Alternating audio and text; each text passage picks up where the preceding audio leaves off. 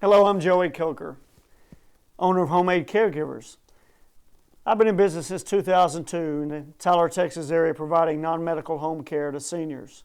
Over that time, I've been asked a lot of questions about a lot of things. We're doing a video series to try to help answer some of these questions. Today, we're going to talk about home care is more inexpensive than you think.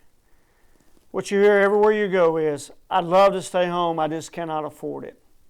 Well, you don't know until you ask. You don't know until you look at your specific circumstance.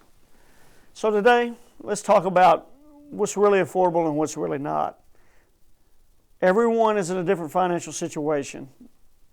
That's a fact. But what you have to see is compare apples to apples. You have assisted living, nursing homes, independent living. You have private duty caregivers. You have companies like mine that are licensed and bonded. Or you have family members.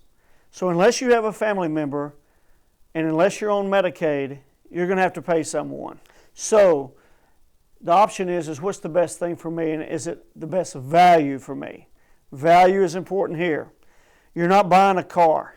You're not looking at price only. You're looking at your mom and your dad. So when you look at price, that's one thing. That's one ingredient for sure.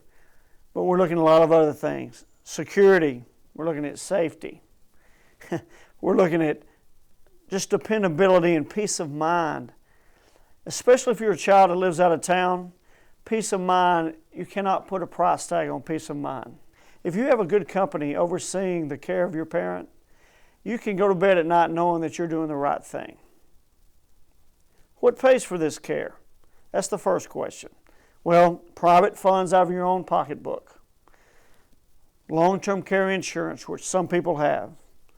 A VA benefit is pretty lucrative under certain circumstances.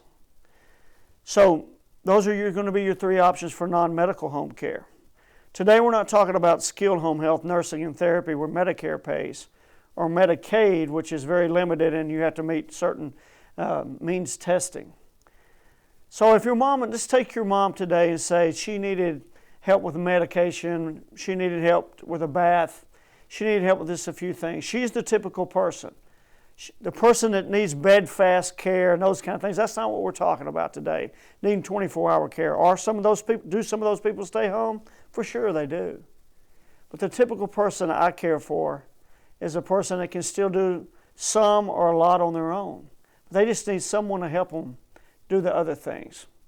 So for 5 hours a day, $90 a day, you can have someone come in and cook, clean, bathe, run errands, do laundry, you name it.